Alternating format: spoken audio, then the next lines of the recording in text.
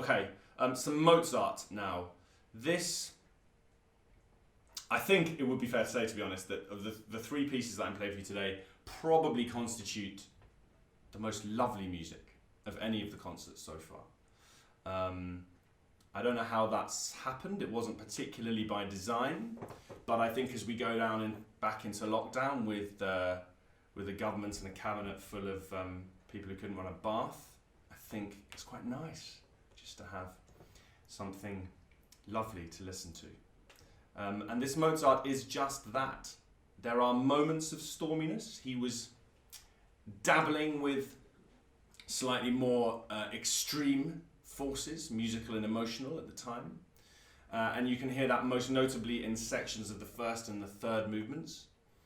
But largely this is a piece where he's just showing us why we love him so much.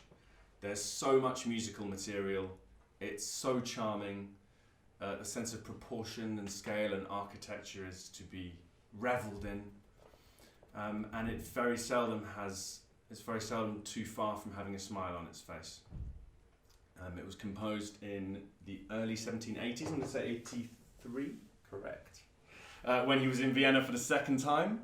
And this was when he was really hitting his peak. I think not just peak compositionally, but he was also more successful and contented than either he had been, or crucially than he probably was to be for very much longer, because as we know, poverty and ill health spelled a very quick demise of this extraordinary musical genius. And we hear this kind of authority right from the start. You know, most sonatas would start with a very bold opening where you sort of catch your audience's attention. If anyone's talking, they have to shut up and pay attention to what's going on. But Mozart starts with this most unassuming and artlessly charming melody.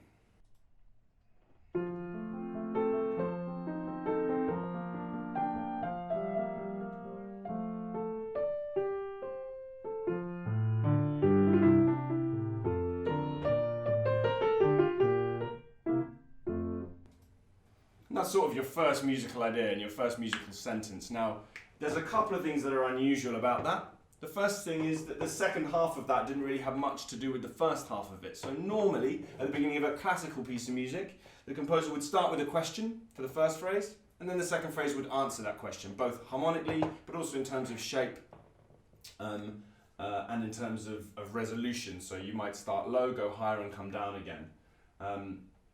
Here, he's just given us a lot of material. There was that lovely first few bars with the rippling left hand, and then he introduces this completely different theme. And one thing he plays with a lot in this movement is what we call hemiola. So that's where we are ostensibly in 3 beats in a bar, and every now and then he throws in these melodies that have an accent every 2 beats. And that gives us this feeling of slight discombobulation. And for those of you who've seen the Brahms concerts precedingly, in previous weeks, Brahms was someone who went bonkers with that. So after the very innocent introduction, 1, 2, 3, 1, 2, 3, 1, 2, 3, 1, 2, 3, we then have 1, 2, 1, 2, 1, 2. So he's already introduced something very different in terms of shape. Doesn't really, because we didn't depart anywhere in that first phrase, it doesn't really have anywhere to take us back to harmonically. And he's introducing this difference of rhythm. So that's just the first 10 seconds or so, and then you would expect the composer normally to develop a little bit of that, or at least for the material that follows to take some of those ideas and then move us somewhere else. Instead, he just gives a completely new tune.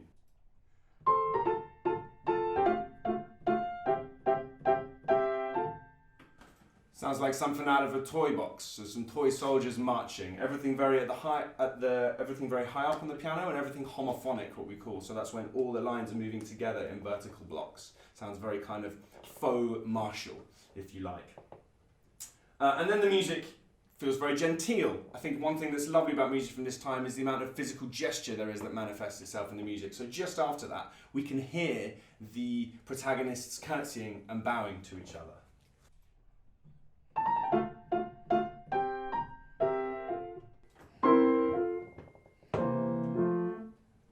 And then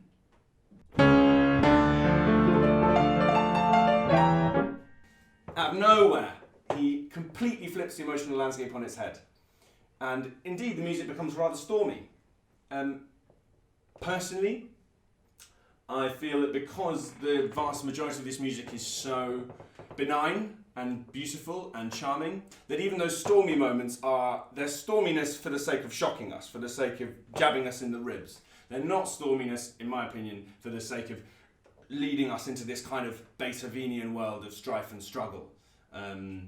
For those of you who caught the Pathétique 2 weeks ago, that's very much how he would be deploying such storm. But here it's kind of like, I got you there, that kind of thing.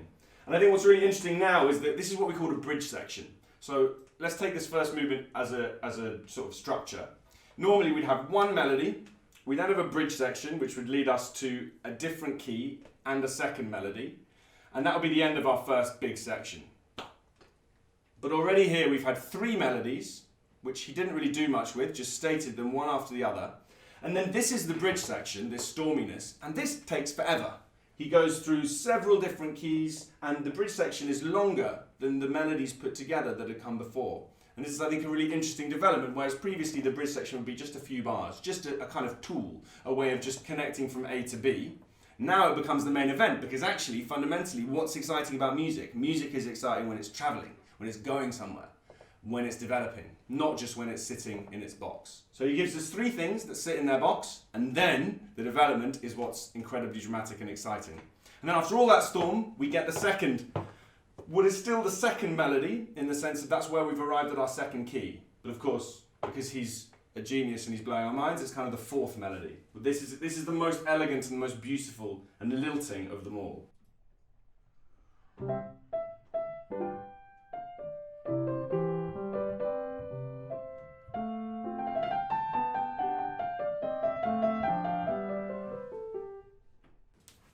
Heaven. And what you'll find a lot is happening here is that he might play a melody and then immediately give it to us again. Probably because he knows it's lovely, but also so that he can embellish it, so he can decorate around it, because at the time they were huge about this. There would be whole evenings and contests built around just 2 great composers or pianists improvising off against each other. So after that melody, he gives us some variety, but it's fundamentally the same melody, just with some cool triplets in the left hand and some sort of jabbing chromaticism in the right hand.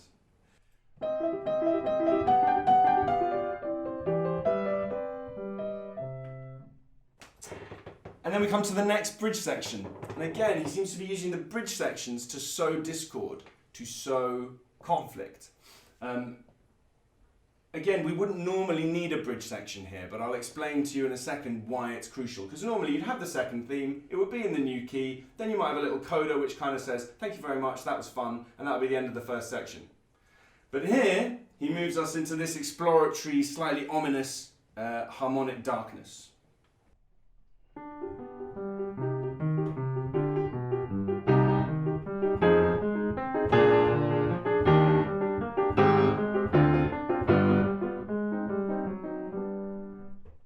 There's a couple of things I want to draw your attention to here. First of all, these bridge sections are not big on tune. I think that's really interesting. So the main themes, tune, tune, tune, tune, tune, tune, tune. But these bridge sections are much more elemental, much more fundamental. There's nothing really there that you would hum. And actually, it's most effective on a rhythmic scale, because the right hand, if this is the main beat, the right hand's going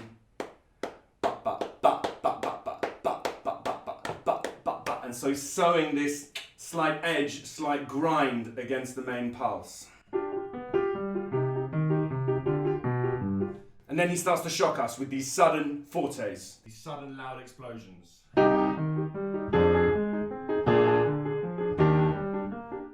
And now we get another use of the hemiola, so he ties it back to the beginning of the piece. So now we go 1, 2, 1, 2, 1, 2, 1. And the only other thing I would say about this is something that that was what I was going to say. Cycle of fifths. So I don't know if any of you feel that this is something you might have heard before.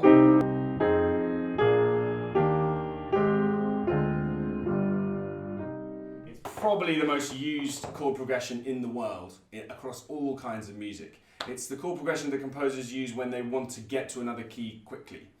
It sounds very cool because basically he's queuing up two chords that sound very good next to each other, and then he's just rolling them down in a sequence to move from key to key. Really effective.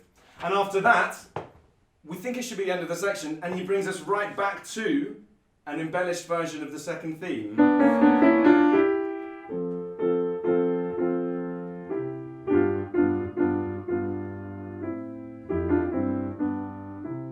So again, this is bonkers set against what we would have expected at the time. The second theme has done. It's happened. That's fine. We leave the development for the development section, which is the next big section, which is when he takes the main themes and has fun with them and plays games and develops them. But one thing I love about this movement that was starting, and it wasn't just Mozart, it was Haydn as well, and obviously Beethoven was going to take it somewhere really extra, was that from the 1780s onwards, there was no such thing as, oh, let's wait for the development section. It was like, no. The most exciting stuff about music is when the themes are transformed. That's what makes us interested and pricks our ears up. So they get right to it very early. The development section actually mainly uses the unsettling motif and takes us through lots of different keys. It then brings us back to the main theme. We hear all that wonderful music again, and we finish the movement in a kind of, a really breezy, positive fashion. Now this second movement, it's a 3-movement piece. The second movement is the reason I wanted to play this piece. The reason when I was writing the notes about it, I was like, I have to learn this piece. It's one of the most beautiful, simple, touching movements, and I think what's really important to stress in this music is how uncomplicated it is. I think more than any other composer, Mozart understood that simple didn't mean boring, didn't mean banal, and certainly didn't mean unaffecting. The whole movement is just a repeat. So the movement's about half as long. If you split the movement in half, you'd have all the material. And then the second half of the movement, he just repeats all that material, but with these wonderful embellishments and decorations. And I just want to talk to you a bit about the way he constructs his material, because it's been on my mind a bit recently. Living with someone like Bobby Kay, who is an architect, very big into buildings, has really made me start to appreciate the satisfaction that humans desire from proportion and from symmetry. And I'd never really taken much attention on that before. I don't think I'm a particularly observant person, and it's taken someone like that in my life to draw my attention to that. But then, of course, when I was talking to him about what music he liked to listen to, Mozart came very high up on his list. And I was thinking, well, I wonder why that is. And actually, it makes perfect sense, because classical music, or the classical era of music, which runs from about 1750 to 1820, is the time when they were most consciously aware of structure and symmetry and proportion.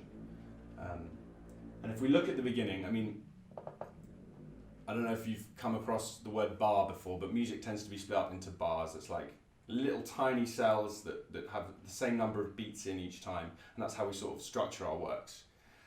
We talk about 2-bar phrases in music and 4-bar phrases a lot, and 8-bar phrases sometimes, and that's no coincidence, because all of those are symmetrical. So you can have a 4-bar phrase and it can be split into 2-bar phrases, and you can have an 8-bar phrase and it can be split into 2 4-bar phrases. That's this movement. That's all he's doing. It's very regular, it's very predictable. And just to give you an idea, I'm just going to play the very beginning and show you the kind of symmetry I'm talking about. I'm going to play you the first 4 bars. It's split into 2 sets of 2 bars. In the first 2 bars, we basically go up 8 notes, which is the perfect length on the piano, because that's an octave. So we go from a B flat to another B flat. And then in the second 2 bars, all we do is basically come down those 8 notes again. And so the symmetry is being hit to the max, both in terms of time, because the same length of time is taken to go up as to go down, but also in terms of the shape, looking like one of Bobby's beautiful arches, something that we can really appreciate, because a musical phrase is not just something in the air, we can see it. If we think of high notes being higher, literally, and low notes being lower, then musical phrases have an arc and have a shape, and Mozart, I think, understood this better than anyone else.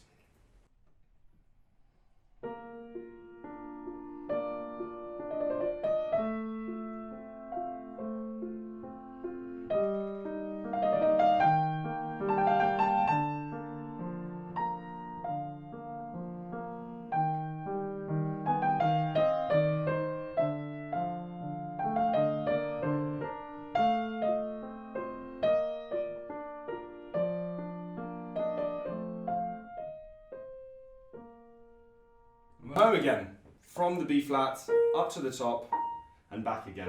And one last point, it's even the way he gets to the top is right on point. Because I don't know if you were paying attention, but the first little bit of tune I played was exactly the same shape as the second little bit of tune I played. So we had this. And then we call this in music a sequence. It's when a composer takes one shape, literally a musical shape, a pattern of notes, and then takes that whole shape and does it again, starting on a different note. And this is, I mean, as far as I can understand, one of the things that affects us most strongly as listeners, because we as listeners love hearing something we recognise, but that's not an exact repeat. And so we feel that this is a phrase we know, this is an idea we know, but it's taken us somewhere new. And that's really exciting and wonderful. The only other thing I would say about this movement is he plays the game that he's been playing in the second movement and in the first movement and will play in the third movement, which is that major and minor are absolutely like this. So he'll give us the start of a melody like that. He'll do the whole melody in the major, and then he just puts the whole thing in the minor, and that's it. That's all he's done. But listen to how beautiful it is.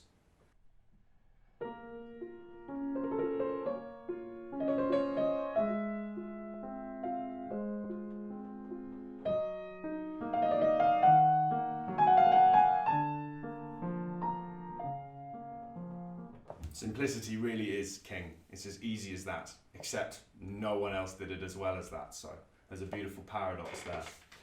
The last movement is fun and games, really. It's in 6/8 time signature, which means there are 6 quavers in a bar, but they're split into 2 big groups of 3 quavers each, which means that the fundamental unit of the last movement, the fundamental beat, the fundamental pulse, is naturally split into 3.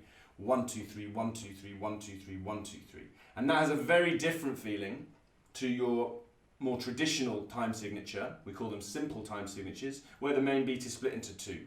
1, 2, 1, 2, 1, 2. Sounds much more martial, sounds much more walk-like. As soon as you go 1, 2, 3, 1, 2, 3, 1, 2, there's lift, and there's lilt, and there's elegance. And here, there's rollicking good fun.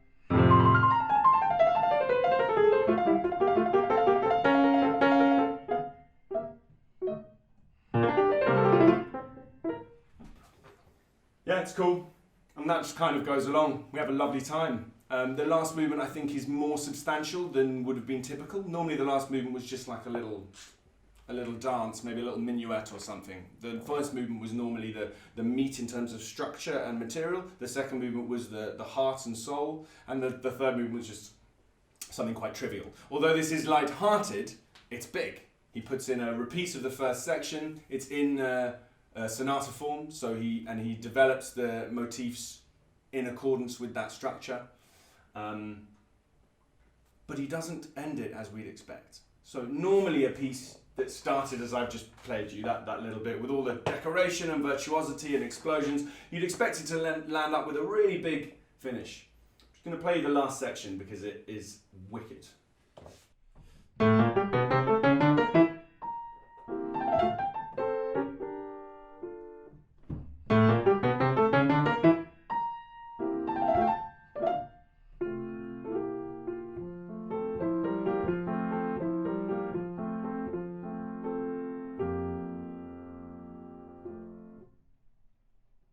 Couple of little things. This semitone is not the first time we've been startled like that. If we go back to the first movement, I love the way he ties the whole piece together with that rising semitone surprise from the first movement.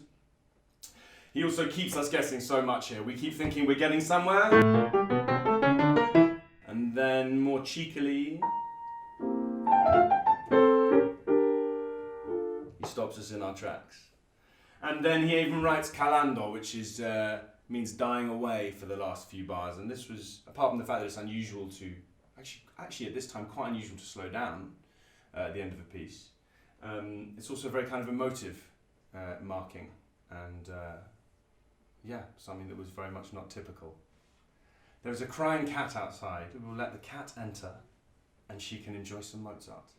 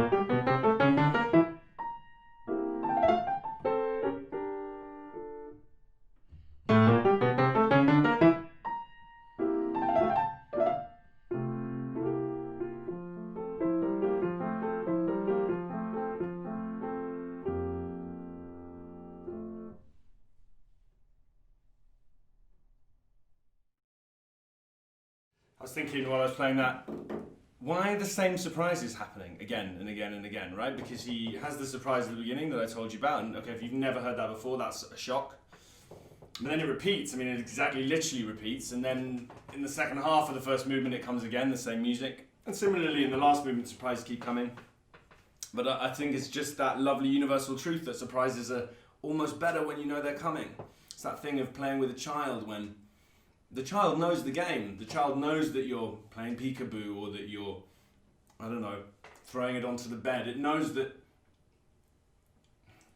the element of danger or the element of fear is not really real. It's not really something that can go wrong. It's not really something that can truly shock and terrify you. It's that lovely thing of kind of knowing it was coming, but almost knowing it's coming makes it that much more charming and effective. And I think Mozart, more than any other composer, requires us to access the inner child. And I think in my experience anyway, that's why I've always found it difficult to teach his music to teenagers especially. And certainly why I, as a teenager, the only music of Mozart I could really relate to was the stormy, very dark stuff, which there is a little bit of, but not much. Because you need that kind of wide-eyed, naive, playful innocence, and not many teenagers have that. I certainly didn't. But it's been such a lovely thing to find in recent years. Much is often talked about how we recapture that childlike innocence as we progress more in our maturity. And I certainly think if there's one characteristic, if there's one emotional quality, if there's one personality type that I think has no place in the vast majority of classical music, it's cynicism. There just isn't really much cynicism in classical music, other than maybe some Shostakovich and definitely some 20th century composers. You need to buy into the game. You need to get on board with the program. And Mozart is, if you can, Mozart is just, for the soul, just unbelievable.